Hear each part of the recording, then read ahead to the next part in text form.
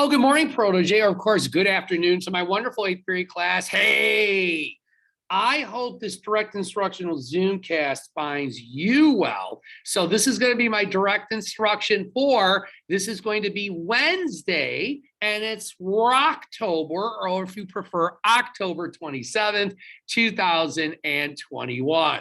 Let's get into it, shall we? You guys know the drill at this point. So I'm going to share my screen with everybody. So at this point, what I would like everybody to do is, of course, you need to skip a full page in your ISNs. You've already dated your notes for today. It is October 27, 2021. It's Wednesday. It's hump day. It's the middle of the week.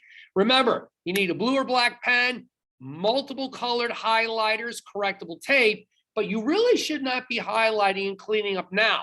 Wait until you finish viewing and listening to the Zoomcast and taking your copious notes. And then once you do that, then I want you to go clean up anything you crossed out or traced over. And of course, go back multiple highlighters, tip at a tip, and focus on those words you can visualize in your mind. All right, so write this down. Your topic heading: Warren G. Harding is president. We're going to really get into Mr. Harding today. This is going to be all about Warren G. Harding, ladies and gentlemen. Our 29th president of the United States of America was elected in 1920, defeated James M. Cox, his Democratic opponent, and of course, died unexpectedly on August 2nd, 1923. And I'm going to talk about his death because it caught everybody off guard.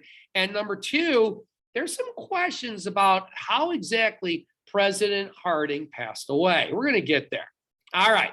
So if you would please do me a favor, put your pens down for just a moment. So Warren G. Harding's life and his presidency were marked by different sets of scandals. Some were political. I'm going to talk about some of the political scandals today. Some were personal. Now, there were a couple of secrets that Warren G. Harding tried to keep from people. For example, number one, he didn't talk about the fact that, again, he had been dealing with mental health issues. Remember, he had been admitted to a sanitarium back in the 19th century, went out to Battle Creek, Michigan. Dr. J.P. Kellogg treated him. And then every so often, he would go back whenever he felt his nerves were starting to get a little bit frazzled. And again, mental health is certainly nothing to be embarrassed about. If you're having issues, you got to get some help and get some support. But you got to remember, 100 years ago, people didn't have the same understanding of mental health issues like we do today. So that was the secret he kept. So here's another one.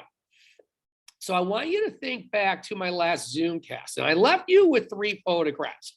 This is a photograph of Warren G. Harding. This is a photograph of a guy that I introduced earlier. His name is George Herman Ruth. We know him as Babe Ruth. Again, considered the greatest baseball player, maybe of all time, certainly the greatest and most influential in the 1920s. And this, of course, is former President Barack Obama. So what is the secret that Warren G. Harding did not want the American people to find out that he shared with former President Obama, possibly with Babe Ruth? He denied it, though there had been suspicions of it, and now Harding. And Harding's family had been dealing with these rumors, these innuendos, going back to the 1700s. And the answer is, what Warren G. Harding did not want people to know was that he and his family were suspected of being part African American. Now, in the 21st century, it's no big deal. My goodness, we elected our first African American president back in 2008. Babe Ruth, there were whispers that he might have been African American. There were people when Babe Ruth started playing baseball in the 19-teens, in the early 1920s, guys like Ty Cobb, who was a great baseball player, but he was a blatant bigot and a racist. And he used to call Babe Ruth some really horrible pejorative names that we don't use today in describing African Americans. Well, again, there were whispers about Warren G. Harding. Warren G. Harding would tell people, no, there's no lineage tying into Africa. But privately, he would say to people, yes, he wasn't certain because he had been dealing with these rumors and innuendos, his father, his grandfather, and it all goes actually back to this guy. So that is allegedly a photograph of Warren G. Harding's great-grandfather, and his name was Amos Harding. So Amos Harding went all the way back. He was born back in 1764, died in 1839. There were whispers that Amos Harding, the great-grandfather of Warren G. Harding, was actually related. He had an ancestor who was actually from the West Indies. He was of West African descent. Now, this is something that the Harding family have been dealing with generations. And again, today, we're proud of our ancestry, whatever it might be. But in those times, again, unfortunately, racism and discrimination, as bad as it can be today, it was a lot worse then. So there were whispers and innuendos that Warren G. Harding was actually part African American, if you look at his physical features. As a matter of fact, there was a story that when Warren Harding was trying to date his future wife, Mrs. Harding, Florence Harding, his future father-in-law, another Amos Kling, actually one time physically attacked Warren G. Harding when he came over to date and pick up his future wife. And his future father-in-law said, I will never allow my daughter to marry a blank. Again, a pejorative term that we do not use today to describe African Americans. Now, in 2015, DNA testing was done on Warren G. Harding. And according to the DNA testing, they claim that Warren G. Harding does not have any African American ancestry in his genetic pool. So again, you tell me. Does it really matter in the long run? I don't think so. But did it matter back in 1920? If Warren G. Harding had come out and told everybody he was African American or part African American, would he have been elected president?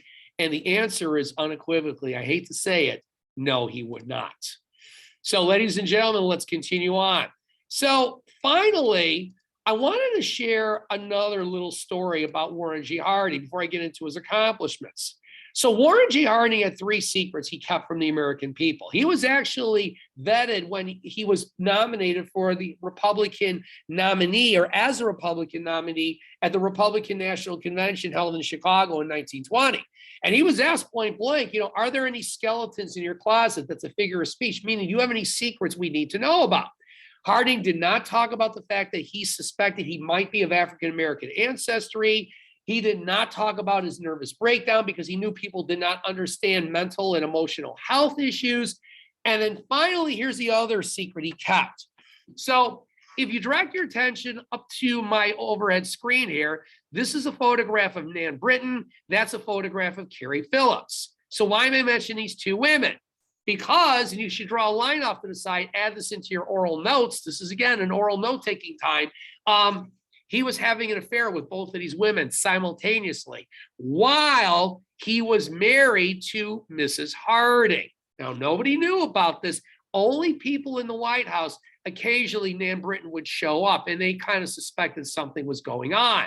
So the story is Harding dies in 1923. In 1927, draw a line off to the side, Nan Britton's going to write a tell-all book, and it's called The President's Daughter. And in the book, she describes in vivid details their relationship. She was dramatically younger than Warren G. Harding. I think it was like 30-year difference between the 2 of them. And the point was that, again, Nan Britton in the book said that not only were they having an affair, but that they also had a child together. And this was the daughter of Warren G. Harding. So the story is that, again, she had gone to the Harding family after Warren Harding had died unexpectedly in 1923 and basically said he had a daughter with her, and she was looking for child support, and they refused to even acknowledge it. So that was one of the reasons why she wrote this book, to basically, generate money to raise her daughter. And this stunned the American people. They were stunned that you mean an American president was having an affair prior to and even during the presidency? And the answer is yes, he was. So here's what I want you guys to do. I want you to stop the Zoomcast now. Take about 2 minutes, and I want you to draw a line off to the side. I've already talked about how, again, Harding was dealing with mental and emotional health issues. Shouldn't be an issue, kept it secret. Talked about how Harding suspected he might be actually of West African ancestry. Shouldn't matter, but it did in 1920. But here's what I want you to comment about. Take about 2 to 3 minutes. I want you to draw a line outside, write me a paragraph. And in this narrative, tell me this or answer this question. Does a president's personal life matter? In other words, does it matter when you're voting for a president or when you're ranking and evaluate a president? Does their personal lives or do their personal lives matter? Some people would say, yes, it does. The president of the United States is a role model. Teachers are role models. We're expected to conduct ourselves with a certain decorum. So if we are, shouldn't a president too? And other people would argue on the opposite flip side. I always tell both sides of the story. That's important. They would say, no, his personal life doesn't matter. That's between him and his wife. And Carrie Phillips here and Nan Britton here. So what do you think? 2 to 3 minutes. Pause the Zoomcast. Write me a reflection. I, of course, am going to continue on. All right, ladies and gentlemen, if you would please direct your attention up to the overhead screen. We're going to come back to that at the end of my Zoomcast. Please write this down. So let's get into his accomplishments, shall we? So as President of the United States of America, elected in 1920, again, sworn in 1921, died unexpectedly in San Francisco, California in August of 1923. We're going to talk about that at the end of my Zoomcast.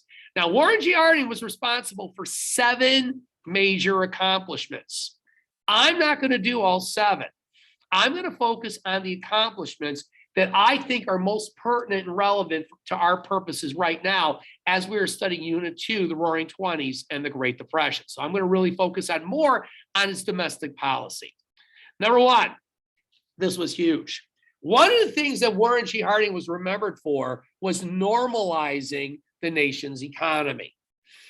So I'm going to share with you some key points about Harding and what it means to normalize the economy. So number 1, Warren G. Harding was really one of the first presidents to do a dramatic shift in what's called our fiscal policy. So one of the things Harding is going to do as president in 1921 is he is going to install a new fiscal policy that's going to guide the United States federal government. So now the question is, what do I mean by fiscal policy? And I'd like you to draw a line off this side. You're going to add this as a side oral note. So fiscal policy is simply what the government has to decide. How much money are you taking in other words, in terms of taxes, okay, 16th Amendment, and number 2, how much money you're spending. Those are the 2 key components in determining your fiscal policy. It's basically how the government operates its budget. Again, to repeat, how much money you're taking in through taxes, and number 2, how much money you're actually spending on things. That's your fiscal policy. And his fiscal policy was very different than that of his predecessor, Woodrow Wilson, the last of your progressive presidents. Please write this down. So Harding, one of the things that Harding actually did well on was he did surround himself with some really good cabinet members who helped guide him in directing and creating this fiscal policy. And that's what presidents do, defer to the experts. So there were 3 key members of his cabinet. I like to call them the good birds. These are the guys that he should have relied on a lot more. And if he had, he would have gone down as one of our better presidents. But that's not the way the story plays out. So who are the 3 cabinet members? Number 1, write this down. So one of the cabinet members that helped formulate Harding's fiscal policy, a shift in gears and how much money the government's taking in and spending, is a guy by the name of Herbert Hoover. Oh, I'll be talking about Herbert Hoover again, trust me. Herbert Hoover was the Secretary of Commerce of his administration, he being Warren G. Harding. Draw a line off to the side. You're going to add this as a side oral note. You guys are going to be doing a lot more oral note taking from this point going forward. Got to take the training wheels off. It's not just the main notes you're writing down. Secretary of Commerce, trade. That's what the Commerce Secretary does. Number 2, another thing Warren G. Harding really focused on, and that, of course, is Secretary of Treasury. So as Secretary of the Treasury was a gentleman by the name of Andrew Mellon. Andrew Mellon will go down as one of the greatest secretaries of the Treasury of all time. So Commerce, again, is in charge of trade. The Treasury really regulates, draw a line off to the side, our money flow. And number 3, in addition, not only that, you have Charles G. Dawes. Charles G. Dawes was our nation's very first budget director. So a budget, again, is everybody has a budget. When you guys are grown up and you have a family and you have to decide, How much money are you going to take in? How much money you're going to spend? It's kind of your own personal fiscal policy. And he became the very first budget director of the United States of America. You got to give it some credit to Warren G. Harding and recognizing his limitations and surrounding himself with three really smart dudes. So remember, Charles G. Dawes was also not only our first budget director, he came up with what was called the Dawes Plan. Remember when the United States was lending money to Germany? Germany was then taking that money and repaying their reparations to England and France as a result of the War Guild Clause, the war reparations. And then the Brits and the French repaid the United States of America, our bankers. Remember, they borrowed $11 billion to help finance the Great War, World War I. It was just, again, basically just circulating money. Initially, it worked, but it really did not resolve any of the debt issues. But in 1925, Mr. Dawes did end up winning the Nobel Peace Prize because temporarily the Dawes Plan did kind of solve some of the economic issues that Germany was encountering, but it's just temporary. Remember that. You might want to mention that as an oral note. So let's once again recap our three key players. Number one, you have Herbert Clark Hoover, your Secretary of Commerce. Take a good look at him. You're going to see him on your next assessment. Number two, that's Andrew Mellon, Secretary of Treasury. He was the Secretary of Treasury under three presidents of the 20s, Mr. Harding, Mr. Coolidge, and Mr. Hoover later on. And of course, number three, Charles G. Dawes, our nation's first budget director and the architect of the Dawes Plan. So what's the end result? So number one, so the fiscal policy of the United States of America is going to change dramatically. Taxes are going to be cut compared to Woodrow Wilson. Wilson raised taxes because he needed to finance fighting and participating in World War I. Taxes are going to be cut dramatically. Number two, federal government spending is going to decrease. During the war years, former President Wilson actually increased federal government spending. Harding, on the other hand, does the opposite. So when all is said and done, between the guidance of, again, three guys, Herbert Hoover, Charles G. Dawes, again, first budget director, and Andrew Mellon, our Secretary of the Treasury, over $1 billion, not a million, that's $1 billion was saved. And more importantly, unemployment had dropped dramatically in just a couple of years. So if you go back to 1921, 12% of Americans were unemployed during this economic recession. The government, again, the economy is sick. So of 100 people, 12 are not working. And remember, folks, in those days, there were no unemployment checks like there are today when we were dealing with the pandemic a year and a half ago. You don't work, you don't make money. You don't make money, you don't feed your family. Got a problem. But by 1923, look how much unemployment had dropped down to 2%. So now 2 out of 100 Americans are not working, which is a dramatic decrease as compared to this just 2 years over, two years early, excuse me. So the fiscal policy was a huge success at the beginning of the decade. And you should draw a line off to the side. It will be embraced by the 2 future Republican presidents of the decade. So it's not just Mr. Harding, it's going to be Mr. Coolidge and Mr. Hoover. All 3 of these Republican presidents basically has the same fiscal policy. Cut taxes, cut government spending, and they thought that was the best way of stimulating the economy. All right, I'm going to skip over this accomplishment and let's get into this one. Please write this down.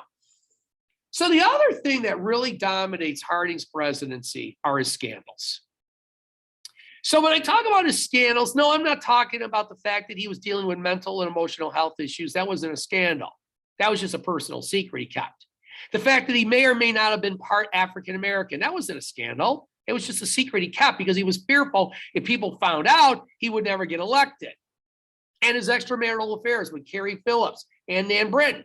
That was a scandal, but that was a personal scandal that nobody knew about until after Harding had died. Nobody knew about it. Now, I'm talking about the political scandals that will absolutely rock and dominate his presidency. So I'd like you to write this down. So I think it's important to give credit. You can't just tell one side of the story. So yeah, I mean, you can get right into his political scandals, and I will talk about the Teapot Dome Scandal today. But I think it's It's only right and fair that when you're evaluating a president, you got to talk about the good and the bad side, and then leave it up to your students to draw their own conclusions. That's what historians do. So number one, I think this is a good thing that Harding did. He appointed in 1921 former progressive president William Howard Taft as Chief Justice of the Supreme Court from 1921 all the way until he passed away in 1930. And that, ladies and gentlemen, is a very good thing, because this was a lifelong dream of William Howard Taft. He never really wanted to be president. He was miserable being president. His dream was to be Chief Justice of the Supreme Court, and his dream was fulfilled. So if you direct your attention up to my laptop screen, this is the Supreme Court in the 1920s, and right here in the middle is Chief Justice William Howard Taft. By the way, William Howard Taft had lost well over 100 pounds by the time he became Chief Justice. He was one of the, I think he was, if my memory serves me correctly, the most heavy-set president in American history. He was over 300 pounds. He did a lot of eating. He was very depressed because his son, Robert Taft, was away at college at Yale. And he just was miserable being president. But as soon as he left the presidency, he started losing weight. And by 1921, he had lost well over 100 pounds. As you can tell from this photograph, compared to his presidency, he physically looked a lot better. Number two, another good thing that Harding did, we got to give credit where credit's due before we get into his political scandals, is he's going to pardon a gentleman by the name of Eugene Victor Debs. So if you direct your attention up to my laptop screen, that of course is Eugene Victor Debs. Remember Mr. Debs? He, of course, was one of the leaders and founders of the industrial workers of the world. They're still around. Now, Eugene Victor Debs had been serving a 10-year jail sentence, and he had served 3 years up until this point. So he was actually, again, found guilty, and I'll get to that in a second, sent to jail in 1918. But in 1921, Harding's going to pardon him. And what that means is you should draw a line off to the side where you wrote pardon. That means basically the crime that he was accused of and found guilty of in his jail sentence was basically eliminated, was eradicated. So Mr. Debs is going to get out of prison, a federal penitentiary in 1923, Christmas Eve, 1923, from a federal penitentiary in Atlanta, Georgia. And again, why was Mr. Debs in prison? Because Mr. Debs was accused of breaking what was called the Espionage Act of 1917. It was a law that was passed by Congress, signed into law by then President Woodrow Wilson. And basically, one of the things the Espionage Act did was it said you cannot come out and criticize the military draft. Because again, in 1917, Congress had passed a bill, President Wilson signed into law, it was called the Selective Service Act. And what the Selective Service Act did was it basically said every dude from the age of 21 to 30 had to register for a military draft, because we were at that point, we were preparing to, again, join the war effort and fight for the Allied powers in World War I. And we needed a lot of men to serve. So the story was Debs, and you should draw a line off to the side, criticized the draft and basically exhorted people, men between the ages of 21 to 30, to not register for the draft. As a result, he was arrested, put on trial, found guilty of breaking it. But by 1921, we didn't need a draft anymore. The war was over. And at that point, Warren G. Harding just realized Mr. Debs should not remain in prison any longer. Now, let's talk about the bad things, the bad deeds of Harding's administration. And again, not his personal scandals, his extramarital affairs, whether you agree or disagree, he should be judged on it. That's your call. We're not talking about whether or not he may or may not have been of African ancestry.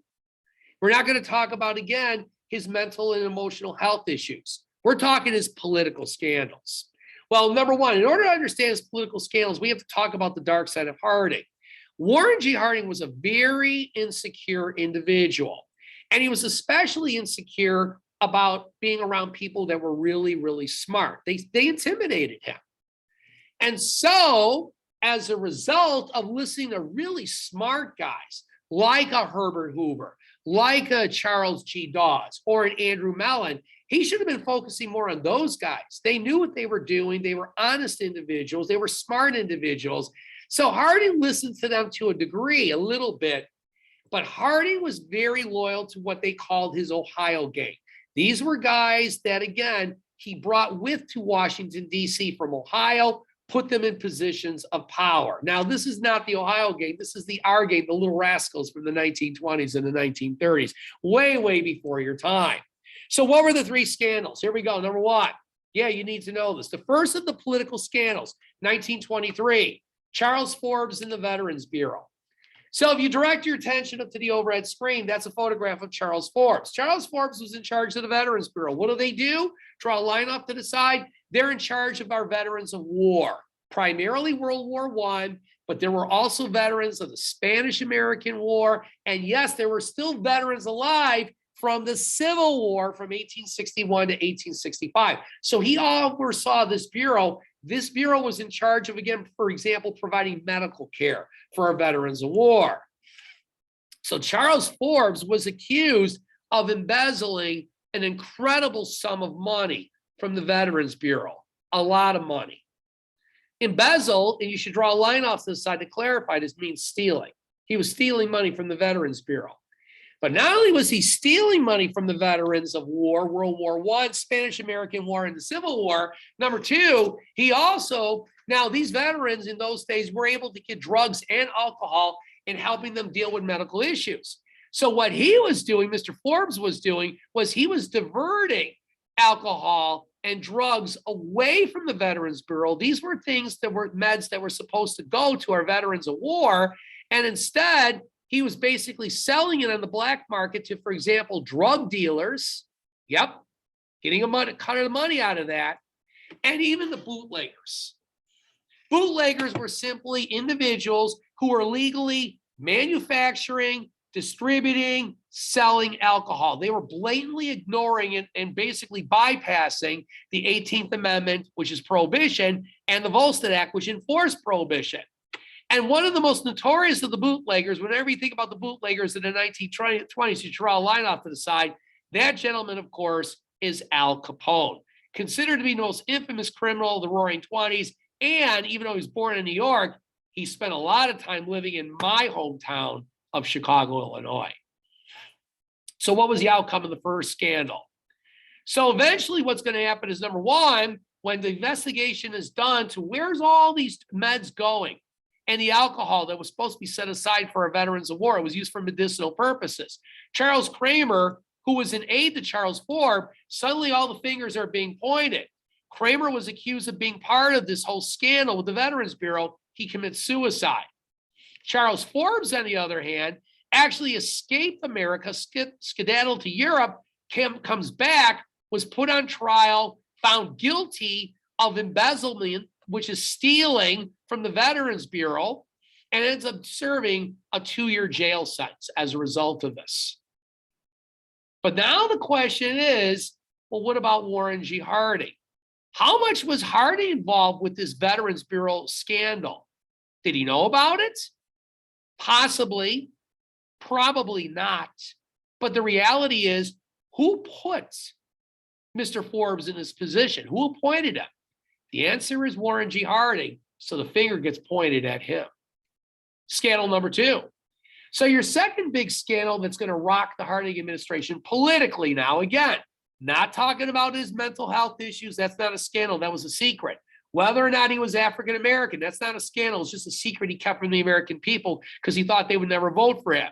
These are his political scandals. So the second scandal involved this gentleman right here. That's Harry M. Daugherty. That's Warren G. Harding, of course, to the right, and then, of course, to Mr. Daugherty's left. Daugherty was a member of the Ohio gang.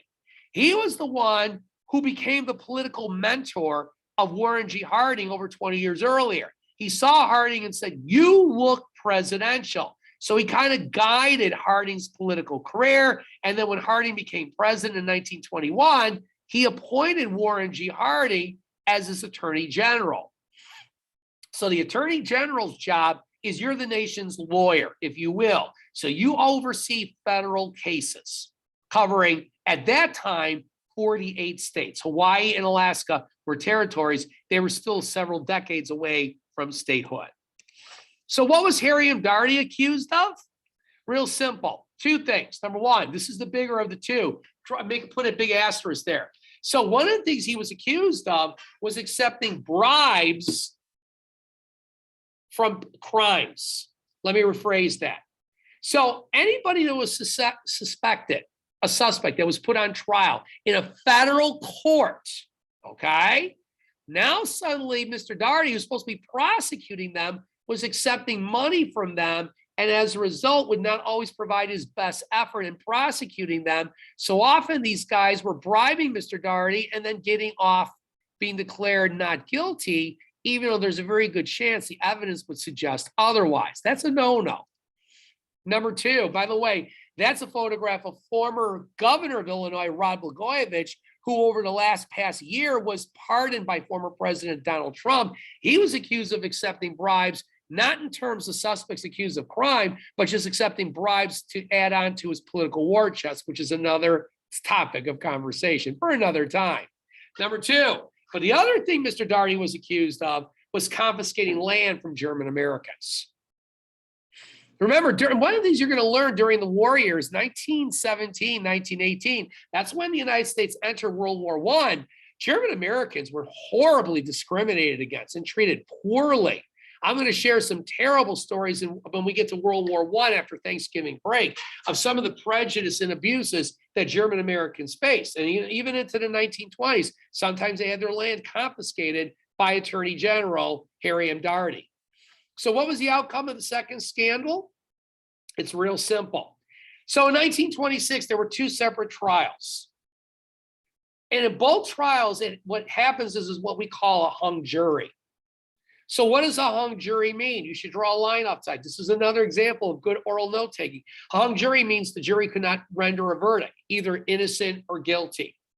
So that's why they had a second trial. Same thing happened. They couldn't make a determination whether Harry M. Daugherty was actually innocent or guilty of especially accepting bribes from suspects who were accused of federal crimes.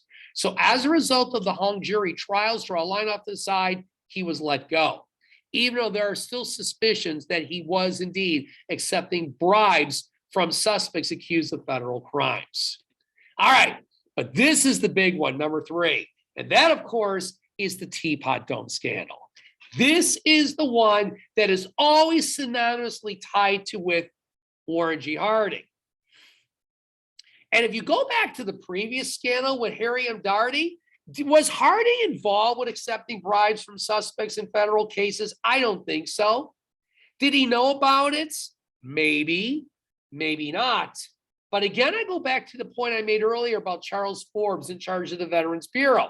Even if President Harding didn't know about it, who appointed those guys to those positions? The answer is President Harding. And that's why now suddenly people are pointing the finger at Mr. Harding. How much did you know? And why are you putting these bad birds in these positions of power?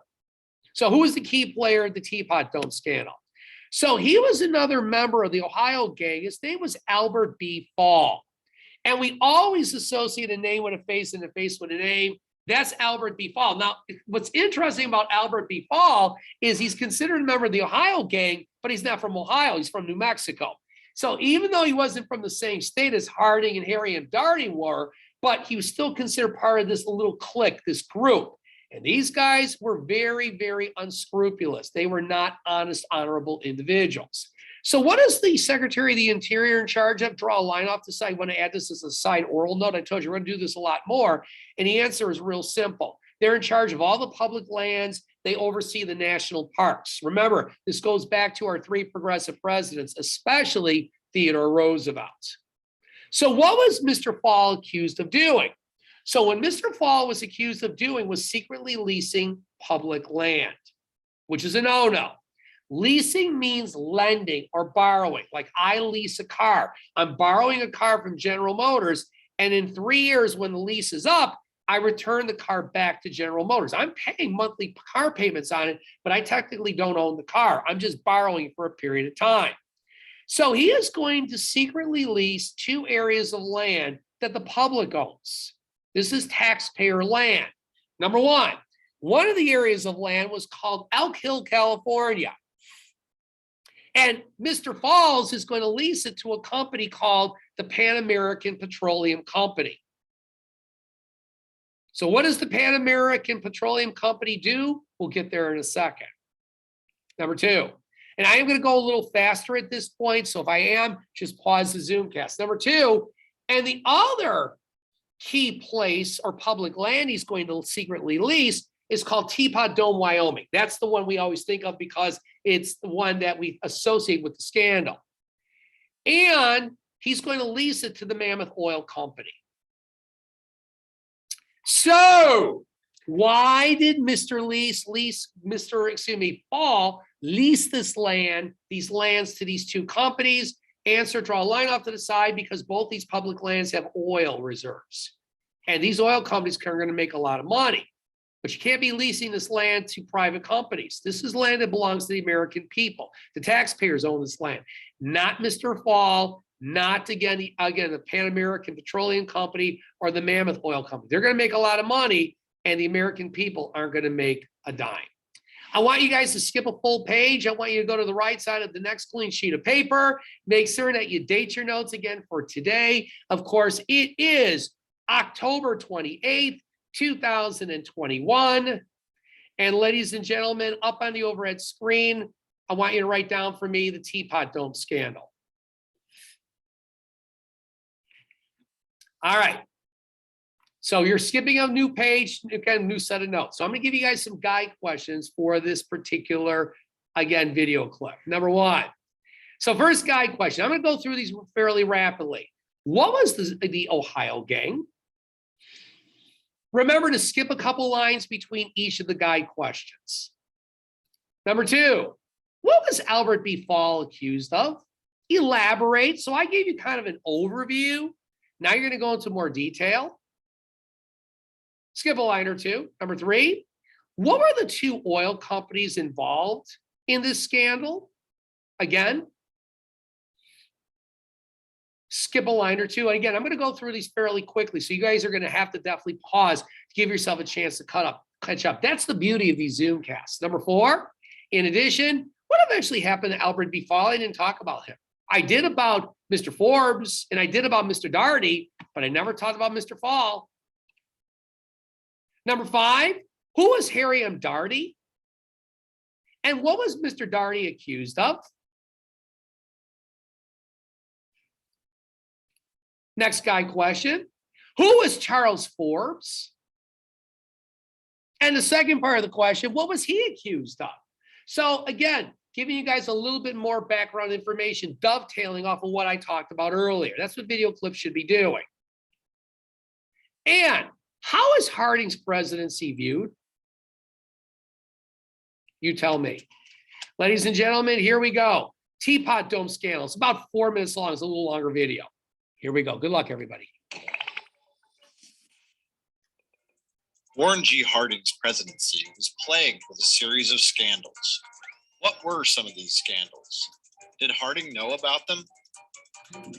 From the earliest days of his administration, Warren G. Harding was no stranger to scandal.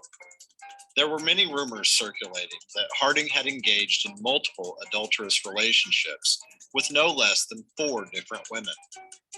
One rumor even claimed that he had fathered a child with one of these women. However, most of the scandals involving the Harding administration did not involve Harding himself, but others in his administration. Harding appointed several of his longtime political supporters to key government positions. These were posts that allowed these men to control, manipulate, and pilfer large sums of government money and resources. This group of men became known as the Ohio Gang because of their close ties to that state. The most notable scandal associated with the Harding presidency has become known as the Teapot Dome Scandal. Teapot Dome was a rock formation in Wyoming. Under this rock formation was the U.S. Navy's petroleum reserves. In 1922, Secretary of the Interior Albert Fall leased the rights to produce oil on this land, as well as 2 other locations in California, to the Sinclair Oil Corporation and the Pan American Petroleum and Transport Company. He made this decision without allowing other companies to competitively bid for the contracts. This was legal at the time, but seen as unethical. As the U.S. Senate investigated the scandal, it was discovered that Fall had also become instantly wealthy following the lease agreement. It was eventually revealed that Fall had accepted bribes from the two companies in exchange for the production rights. Fall was jailed for 1 year, becoming the first presidential cabinet member to be sentenced to prison due to misconduct in office. Teapot Dome was not the only scandal associated with the Harding administration. The Attorney General, Harry Doherty, and his personal aide, Jess W. Smith, were embroiled in their own scandal. Pharmacies were legally allowed to buy and sell alcohol if they acquired the appropriate permits from the government. It was discovered that Smith was selling these permits illegally to bootleggers who were purchasing and selling alcohol under the guise of owning a pharmacy. Smith was reaping large profits from these illegal permits. The director of the Veterans Bureau, Charles Forbes, was also accused of wrongdoing. Forbes was responsible for overseeing the construction of veterans hospitals all across the country. These contracts were worth millions of dollars to the construction companies they were awarded to. Forbes accepted large bribes from corrupt construction companies who also treated him to wild parties and illegal liquor as he toured the nation at the taxpayers' expense. At least 3 others that Harding appointed to government positions were discovered to be taking bribes. These scandals forever tainted the Harding administration, and to this day, it is remembered as one of the most corrupt presidential administrations in history. So again, just to summarize that great video clip, couple things. Number one, the narrator never really mentioned what Mr. Daugherty did. So to recap, Mr. Daugherty was the Attorney General, was accepting bribes from suspects accused of federal crimes, and mysteriously they were all being declared not guilty.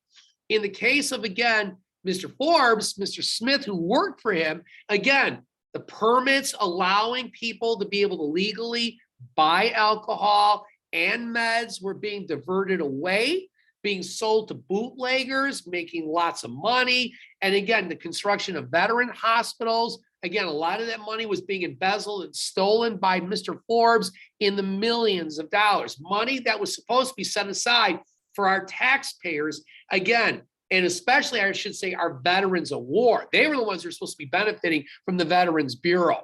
So again, you go back to 2 things. One, they mentioned at the beginning of the clip about how, again, Mr. Harding was involved in multiple affairs. Again, the narrator mentioned 4. We know definitely 2. 2 have been confirmed, Carrie Phillips and Nan Britton.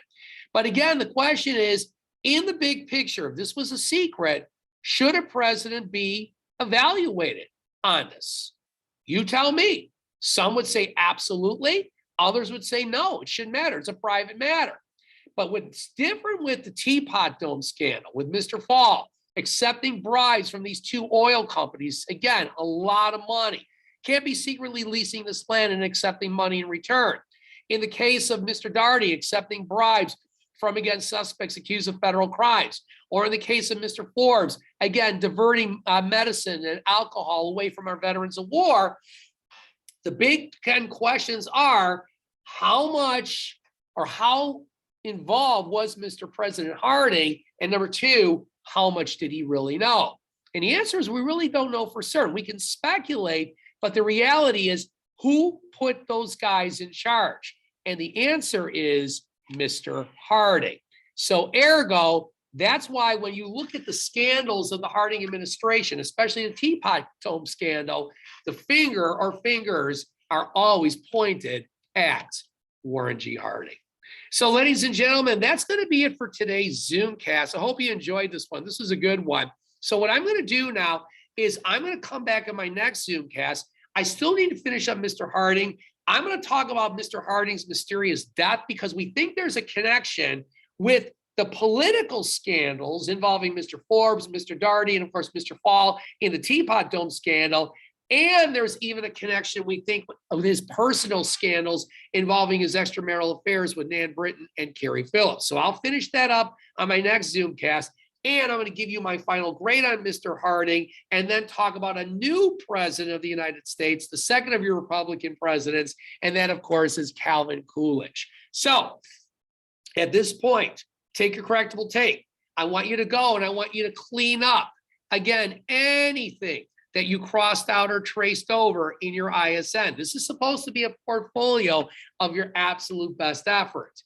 Then you're going to take your multiple highlighters, tip at a tip. Don't be coloring. Focus on those words you can visualize in your mind, the persons, places, and things, okay? If you finish early, which you should not, this was a long Zoomcast. Again, go back, highlight, review your ISN, the 10 to 15 minutes. If you don't finish it, that's fine. You can finish it up later. If you have an opportunity, please hand your ISN to somebody in your house, your mom, your dad, an older brother or sister, maybe an aunt or uncle they had me decades ago, and you teach this information. Talk about how, again, President Harding attempted to normalize the economy. What is a fiscal policy? Who are the three good guys, three good birds that help guide this fiscal policy? What were the roles of Mr. Herbert Hoover and Mr. Dawes? And of course, our Secretary of the Treasury, Mr. Mellon. What about his scandals, especially those political scandals? The Teapot Dome Scandal, that's your first and biggest one. Don't forget about the scandal with Mr. Forbes in the Veterans Bureau. Talk about that. Teach about Mr. Daugherty. You should also talk about, again, the personal scandals. Does it matter in the big picture? Should a president be evaluated on what they do in their private lives? There's two arguments to the story. Which one do you go with? As long as I ask you, if somebody has a different opinion, be respectful of their opinion. And again, I hope you enjoyed today's Zoomcast as much as I enjoy producing and creating these, because I really like the fact that you work at your own pace. And as I always like to say when I wrap up a Zoomcast, you know, the story may have ended today, but you know the saga is going to continue tomorrow. And the rest, as we say, everyone is history. Peace out, everybody. Thank you so much. And as always, be well.